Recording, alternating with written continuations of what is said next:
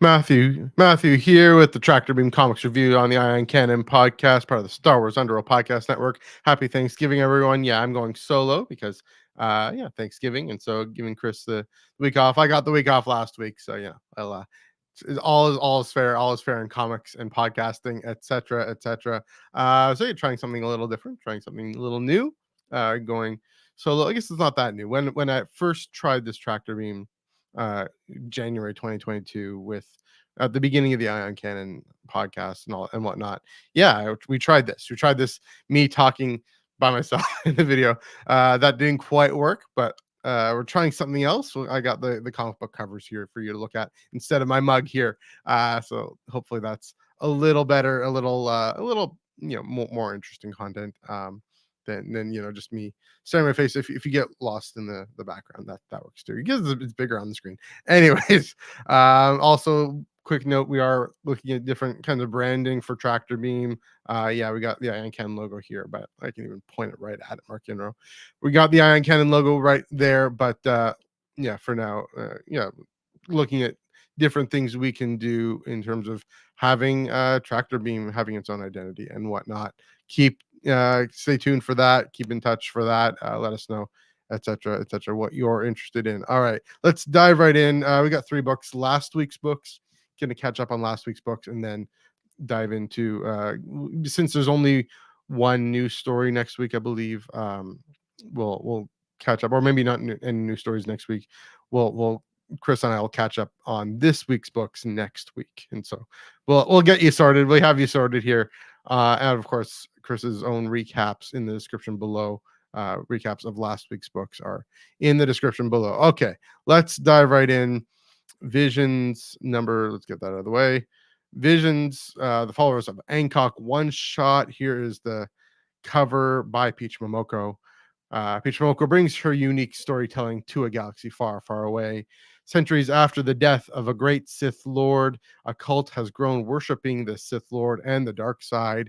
Ankok believes she is the successor to the legacy of the Sith, or the voice of Ankok, or who knows what.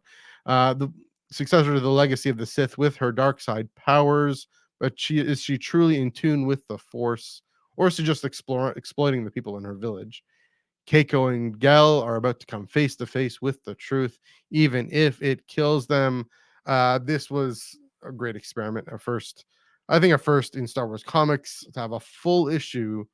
First of all, just the story and the cover and the art, all by Peach Momoko. Her very incredibly distinctive style, incredibly serene, contemplative, artistic style as well. She's known for bringing anime anime traditions from Japan over to Marvel comics, especially in general, and then here in Star Wars, and especially with Visions is a great fit. Visions itself is a great fit for just just art, just no dialogue, no nothing. It's all a silent comic, if you will. This text here, this publisher description, is the most text we get, and then there's of course the front matter at the beginning where it lists the characters. Thankfully, it's helpful. Keiko.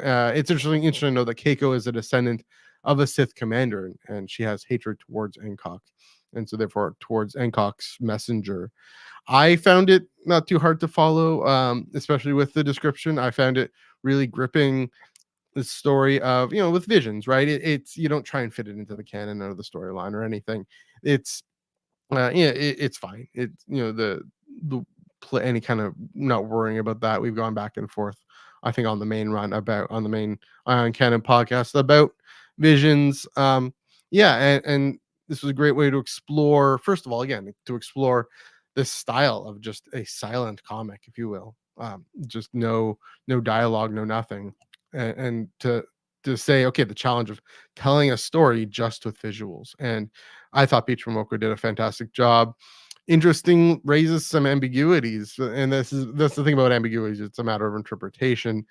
Does Keiko and Gel, do they see see the voice of Ankok do this ritual and then go back into the town, or is there time jump? We don't know. And that's kind of a fascinating question. Is it the time jump as in is there kind of here's the ending, and then ending to like what we call a third act, and then we go back in time to see Keiko go into the town and find out and have to negotiate with this local, I guess, like, it's a kid. I read it last week, so I'm trying to remember. But negotiate with a kid and to say, yeah, where can we find this person? Is Ankok threatening the village, as it questions, or is she in tune with the Force? And that's the fascinating question this raises. Also, Keiko and Gel, I mean, descendants of a Sith commander, are they in touch with the dark side? Or, is this dark side versus dark side? There's this epic kind of duel at the end between Keiko and the descendant and the voice of Ankok. You know, that's another fascinating thing, is these it leaves unanswered questions with Visions. These unanswered questions, because we can't situate it within the politics or the ideologies of any kind of Star Wars timeline. It's centuries after. These a great dark Sith Lord, and again, a descendant of a Sith commander, and has hatred towards Ankok. These could just be dark side rivals that the Sith, the dark side, always happen to find themselves in. And so uh it's again up to interpretation. So let me know what you thought of this comic book. Were you able to follow it? Were you able to track it? No, again, Chris's recap is in the description below, so check that out as well. um yeah, I wouldn't mind seeing more of this. I wouldn't mind seeing, I think there was one, I think Peach Momoko did one in Vader Black, White, and Red. I wouldn't mind seeing something even in what we know is canon.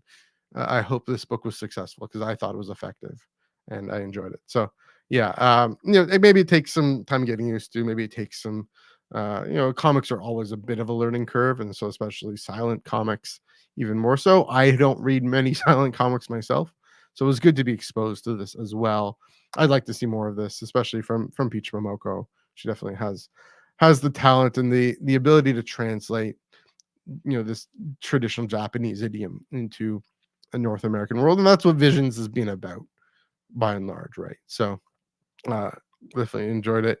All right, we can move right along to Dark Droids, get that out of the way. um Dark Droids number 4, written by Charles Soule, art by Luke Ross, colors by Alex Sinclair, cover by Leno Francis Yu and Romulo Fajardo. I also have, so I'll get up the that cover there by Fajardo. I'll just get that out of the way. um Pretty cool, the direct edition cover. I also have the Rachel Stott Scourge variant. Actually, I'll get that out of the way so you can see this Rachel Stott Scourge variant just with Bylert there, which is odd because I don't think Bylert really shows up much in this book. But yeah, he's in there. He's lurking in the background. He shows up a little more in the Aphra book, which I'll get to in a minute. Dark Droids number 4. Okay, the Scourge is on the verge of his ultimate triumph. The Empire decrees, beware the droids. Horrible laboratories across the galaxy are focused on transporting his many minds from droids into organics. But unbeknownst to the Scourge, a final challenge to its total victory is building from an enemy it believed it had defeated once for all. Yes, I mean, even questions about the Spark Eternal, and questions about bifurcating the Scourge separates itself into these different droids and different kind of personalities and entities. There's the Prime, and there's the Guardian, or the soldier or whatnot. That just the interesting thing, separate the fears of the Scourge, and the kind of the concerns, the moral core of this uh, being that is encapsulating more and more droids, and now more and more, we know, more and more organic uh, flesh. I mean, more, or like the cyborgs. So that was a really interesting concept. Is that the Scourge is trying to collapse. I've mentioned this before, trying to collapse all of the galaxy into itself, and this kind of fake unity, and that is uniformity, um, fake connection that is just an all-encompassing consumption, as I've titled this episode, Scourge consumption. And it, it's almost to say, okay, it's unsustainable. The way to do it is to actually separate things out and give each member, each aspect, a voice. And I thought that was a fascinating bit of moral storytelling in that, on the one, in two ways. First of all, that it allows for personality and individuality to some extent, even as it's undergoing this, we could say, evil villainous mission, if we want to say that, to take over the whole galaxy, to the point where Palpatine has to, or Palpatine's minions, Palpatine's lackey Masamida, has to step in and say, we have a problem. So there's that. Also, again, the little kind of child fear, uh, giving voice to that, and how that is actually the moral concern of, we're taking away people's personhood and choice. And that was fascinating, that even in there, in the Scourge, in the Spark Eternal, to some extent, I think it's also because as the Scourge grows, it learns different moral, different types of morality, different moral perspectives. And maybe again, I'm starting to want to see this with Dark Droids, even with Thrawn and Ahsoka, and further on, you know, defeating the villain by killing what we hate, but by seeing the moral error of its ways, and saying there is a better way to live and a better way to be. Again, I don't know if that's going to be the case with this in Dark Droids number 5, but it's certainly possible. It's certainly possible that there's something in there. I mean, that's Star Wars, right? That's Return of the Jedi, where all of this is, of course, going. Um, Darth Vader, Luke doesn't defeat Vader by killing him. Vader gives up. Anakin comes back and gives up his life and finds himself, and Luke recovers Anakin. So, that pattern does continue in Star Wars. I don't know. I don't know what's this is gonna which direction it's gonna go, but it continues. Star Wars stories continue to bring up that possibility, and I'm excited for that. Just to say, yeah, there's always hope in the end, for everyone and for all different types of characters. One character I'm even more concerned about, and we'll get to her in a minute, is Magna. This issue is really fun to see, and again, another dimension of the Scourge, as taking on, uh, Magna Tolva, and inhabiting her body and her voice, um, that allowed. I think maybe I mentioned this last time. That really allows for a greater focus and a greater, a point person, if you will, someone we can actually say, almost a personhood for the Scourge itself. And that's fascinating. I think, yeah, with Lobot is a similar type of thing. With Valance, maybe not, I don't know. We'll see where Valance's brain is at, especially when we get to Bounty Hunters. I believe the Bounty Hunters came out this week, so very curious to see again where it all goes. Just a bit of a note. I think there's the then we got to wait for one, like Star Wars Ongoing 41 and Dark Droids. They come out at different. Dark Droids number 5. They come out at different points in the month. So just a note to hold off. We're going to hold off on reading the spoiler issue before we get to the actual conclusion for Dark Droids. I think it's I think there's the moment in Ongoing 41 that spoils something in Dark Droids 5, and so we got to wait. Charles Soule telling us to wait for that. Which is, the way the comics industry works. It is what it is. I definitely enjoyed this issue. I'm definitely enjoying this run. Again, we've said this every single time. This is the best crossover Star Wars has done. They've only done what, 4 now, 3 now. It's a high watermark for Star Wars comics. Um, Again, because it teases this question again, going to Return of the Jedi, on the beeline to Return of the Jedi, the theme of, can the villain be redeemed by finding a moral core within himself? And who knows? Who knows what's going to happen? But is the Spark Eternal, are the Jedi, are Ajax Sigma? I mean, what's going to be his role in all of this as well? And maybe is he going to be? Is Ajax going to be to the Scourge what Luke is to Vader? Who knows? Only Charles Soule knows, of course. So yeah, well, keep an eye on that. Keep an eye on all this beautiful comics crossover that is coming to an end, sadly, and that sadly, but also a satisfying end, I will say. So, uh, yeah, it's definitely been a great run so far. Last but not least, moving on to Dr. Aphra number 38, written by Alyssa Wong, art by Minkyu Jung, colors by Rochelle Rosenberg, cover by Romy Jones. Get that up for you here. Um, yeah, there we go. A tense rescue, a Dark Droids tie-in. Magna Tolvan, as we said, has fallen into the hands of the Scourge. In order to save her, Dr. Aphra turns to Sana Staros to save the woman they both love. Yeah, again, another great character story by Alyssa Wong.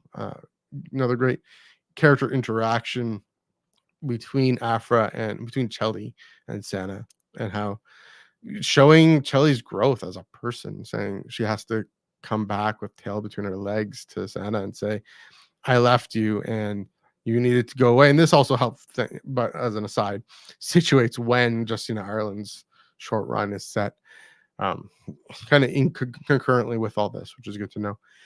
But more importantly, yeah, the character moment of, um, Aphra saying, you deserve someone more dependable. You need someone more dependable. I get it. I'm not going to be that person. Maybe I will one day. Who knows? But we have to go save Magna. We have to go be dependable for her. And reluctantly, Santa jumps in. I just read this one last night, so it's a bit fresher. Reluctantly, Santa jumps in, and they go and save the day. Sort of, kind of, maybe. Of course, Just Lucky is there too. I believe that's Just Lucky. Great, hilarious moment. I laughed. Aphra says to Santa, "You're the only one I trust," and Lucky's right there. He says, "I'm here," and Aphra's all, "Point taken," or no, my point stands. I should say. That was a funny moment. Again, continuing, it's interesting reading this right after Dark Droids. Very much a continuation of what's happening with on Epiconia. I should look up. I do want to look up what Epiconia means. It's definitely a Greek word, very clearly, I guess, a Greek prefix and suffix. If you know what the word means, let us know and let me know in the description and comments below. Yeah, and very much, what's a continuation of what's happening, what's going on, building on my point before about how with the Scourge can be in part of Magna's mind, inhabit Magna's body in a deeper way. It really gives more of a personality to the Scourge, and especially since we have these character connections. Again, this was like with Lando and Lobot, like I'm guessing with Tonga and Byler. Here we have Sana and Chelly with Magna, and it creates this deeper drama of, can we save Magna even though she's inhabited by the Scourge? She gets captured by Sana and Chelly, but is still there, still the Scourge is still present, not quite breaks the bonds there, but can't, it's hard to break. Aphra is able to go into Magna's mind and discover all these secrets of what what the plan is, what's happening.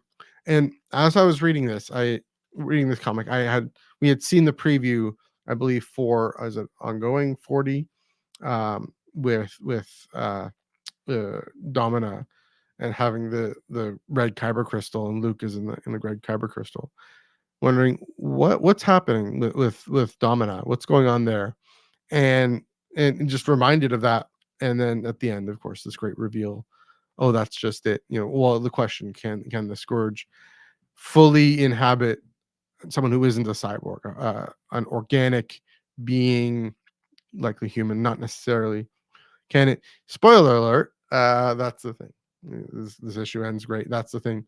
It already has, and Domina is sitting at her desk, and there's the aid droid there in with the purple eyes, but Domina is there. That heavy. It's basically telling us, yeah, that the Scourge has kind of fused consciousness with Domina, because I don't want to see it completely take over the way it's taken over Magna. That's the thing about the complexity, even with taking over Vader as well, but the complexity with just being, inhabiting a purely human personality and mind.